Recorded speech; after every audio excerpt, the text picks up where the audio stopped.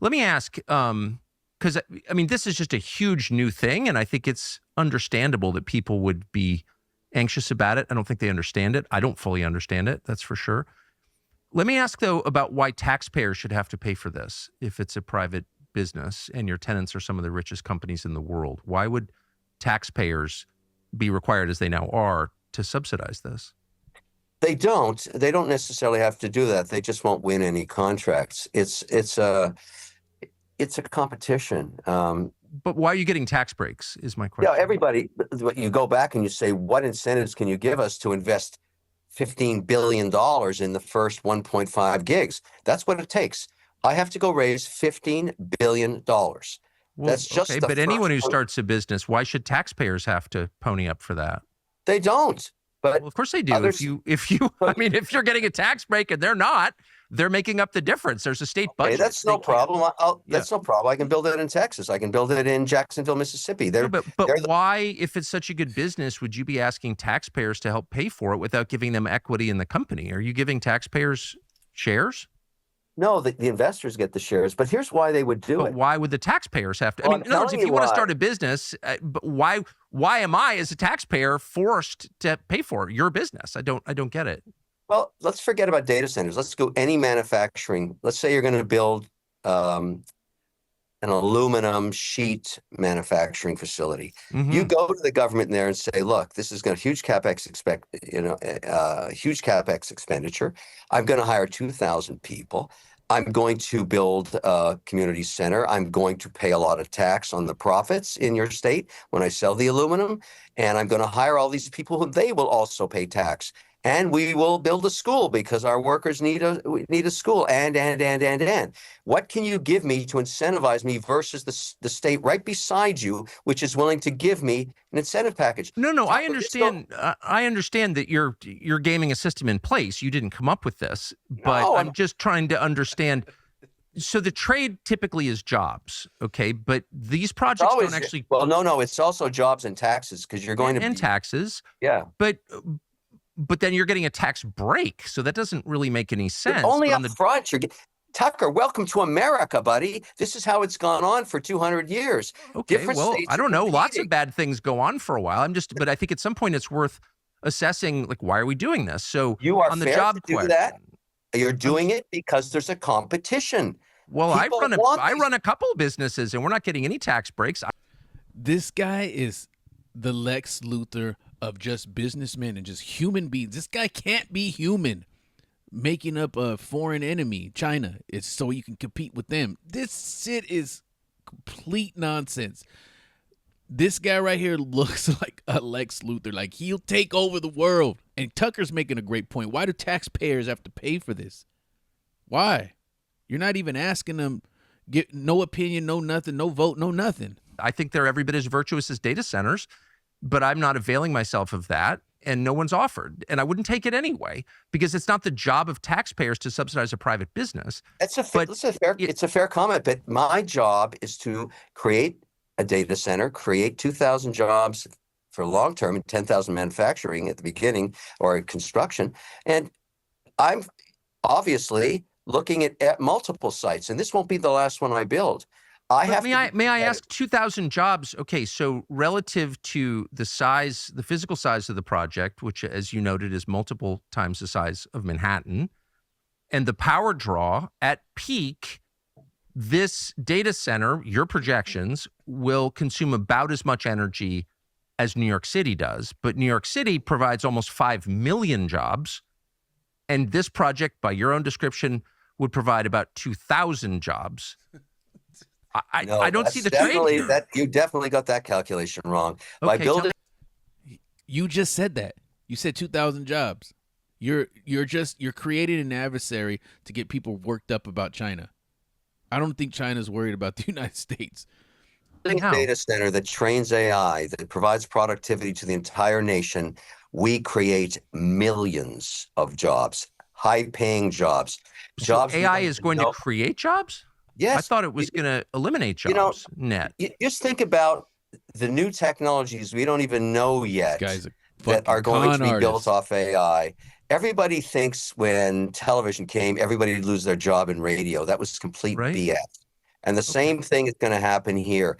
Everybody's hysteria about losing jobs, making hamburgers or flipping them, being replaced by a robot. That's probably true. But all kinds of new technology will become available over time, including in medical science and biology and all kinds of things where the models can be used.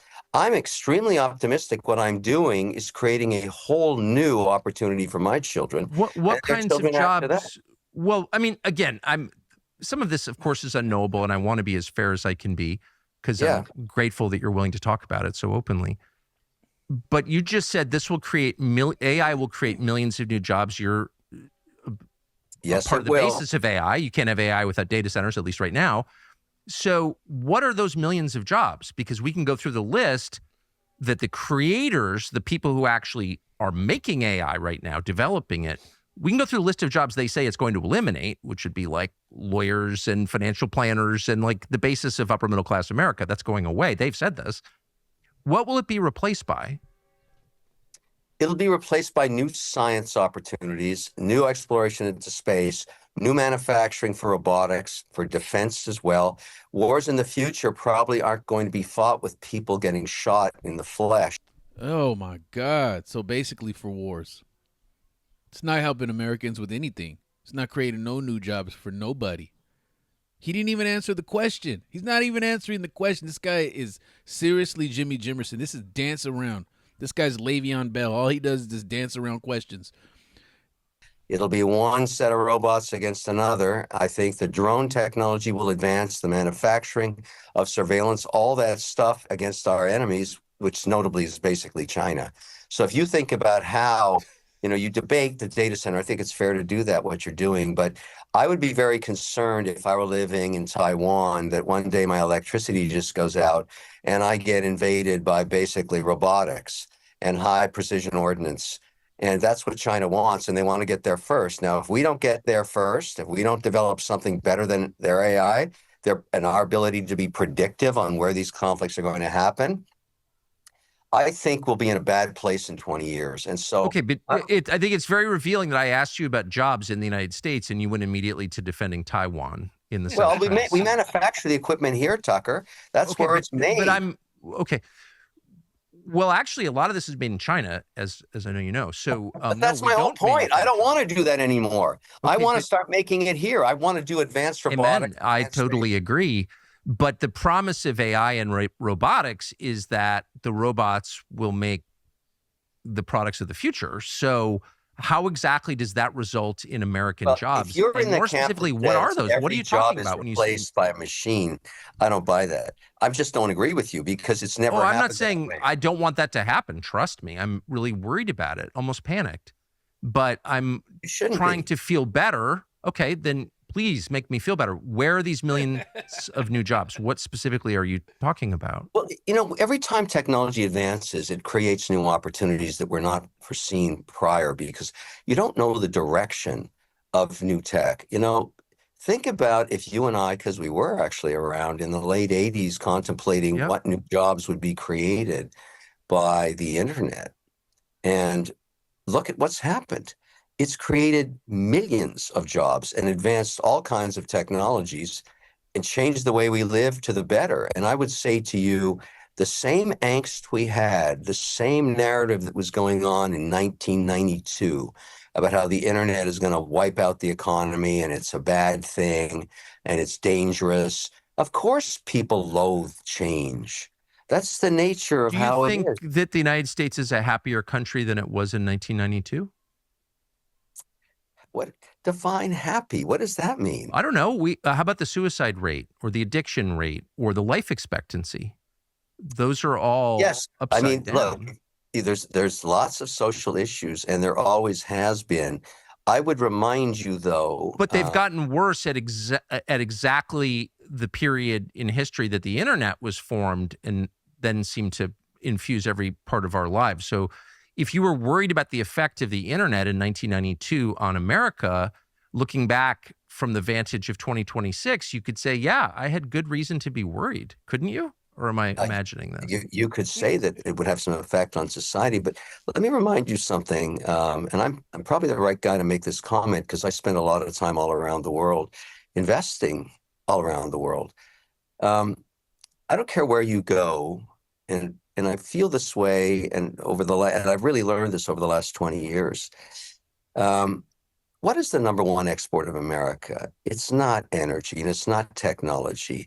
It's actually the American dream. For all its faults that America has, everybody I meet in every country, pretty well every single one, would like to figure out how they can get to America, start a business, and be part of the American dream. And I go to some pretty gnarly places where people are willing to risk their lives to go under a river with barbed wire to get in here.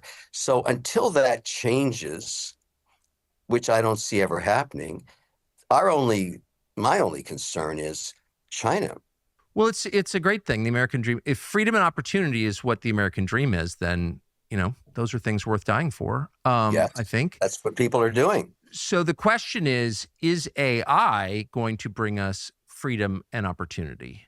Because AI is the big bet that the entire American economy is making right now, and I want it to be a good bet more than anything. But I wonder if it's going to bring us freedom and opportunity. So let's just start with opportunity. The concern that people have is that their jobs, and not just their jobs, but their purpose for being alive, will be replaced by machines. To which you say that's not true. Great things will happen. To which I said, okay, what are those great things? To which you talked about Shark Tank. So I just want to be a little more specific about what the upside of AI is, because then everyone will calm down and feel happy about your data center. What is the upside? Well, let's start in medicine. Let's use specific cases everybody can understand. I was in Miami 2 weeks ago and went for a full body scan, the price of which has dropped 80% in the last 3 years. So in an hour and a half. This guy is such a fucking liar. The fact of the matter is people can't even afford healthcare, and he's talking about himself that he can get a scan for cheaper than what the normal price would be. This guy is such a bullshitter. Like, wow, the amount of just gaslighting is insane from this dude. He's building this data center to enrich himself so he could get more money, and then he talks about it's not about the money. It is about the money. China's a non-threat. I don't care what nobody says. China is not a threat. They're not even thinking about us. Even if they. What makes this shit so stupid is like he wants to get to the point where their AI, the United States AI, is better than China. Okay, I'll give you that. But at that point, you're already at the same. Eventually, everything comes to the middle of the table. It's like cell phones. There hasn't been a big revolutionary advancement in cell phones for years. They're already to the max. They do. The only thing that's upgraded every year is processor speeds, which you can't even really tell, and camera bumps, camera spec bumps. That's all that's actually being created that's brand new with the cell phone. So none of that shit is true. So even if you did get to it first, eventually everybody catches back up. So what he's saying is just crap. If you think about all the things that this can do, including the arts and in music and film and everything, I think the use cases are going to be created by humans who find ways to use the tool. I view it, and maybe you don't agree, as simply a tool. Another example, because it's great to tell people just examples. I've been a photographer my whole life, including a period when I was a professional commercial photographer and a cinematographer for the networks. I've amassed 590,000 images during my career, half of which are on film, not shot with a phone where you get all the data on it and it knows where it was shot, when it was shot, and everything else, which is easy to index and look for. So call it 250,000 negatives. How could I possibly catalog that as a human? I couldn't. I don't have enough time left before I'm dead. So I used AI last week with a tool to actually, after scanning all the images, to go look at them for 2 weeks. See, this guy is just, if you have time to scan them, then you have time to separate them. They go hand in hand. But this is exactly what Tucker was talking about. You're just excluding humans from the process. And as you keep going down the road, you're going to start picking up new things that you're going to be excluding humans from. little things. And then eventually, as you keep going, everything is gone. Then you're answering to one person giving you a check every month and saying, hey, you have no purpose in life. Go ahead and just roam freely with this $1,100 check. And then when you run out of money, the people that are controlling this money, you have to ask them for more money. Sounds like the Jetsons to me. Spacely Sprockets owns everything. And now I'm able to just go to this computer and say, find a picture of my wife the day I met her in the gym. Boom. There it is. Now, it's amazing. No, you're kind of making my point, though, because the two examples you gave are examples of a machine replacing human labor and doing a better job than any person could do. Oh, Tucker, that's horrible. Which is great. Well, but hold on. That's my point. Well, I know it's your point. I know it's your point, and I can see the marvel of it. This But guy's it an raises idiot. the question, which won't go away, which is, okay, now that machines do what people do better than people did, what do people do? Okay. And what so is let the me answer ask, to that? Would you prefer in the next 5 years that China have more compute power than we do, even though the use and the outcome and jobs and everything else we're talking about is unknown? Or would you prefer the United States of America and their allies in North America had more compute power to develop AI? It depends. Which one would you prefer? Whichever makes the United States happier, freer, and more prosperous, I guess, is the answer Well, do you know what to the every answer to that question. is? What do you think it is? I'm not sure that we know. I know that reducing this question to a competition between the United States and China is a very quick way to derail people from the core questions, which revolve around whether or not it's a good idea. So that's always kind of a red flag for me. China has more economic power now than the United States, probably has more military power. I didn't want either of those things to happen. I'm a little bitter at the American business community, which allowed them to happen, but they happened. So here we are. There's not much I can do about it. My focus remains, however, on, is it good for the United States? Is it good for us? Does it make people happy?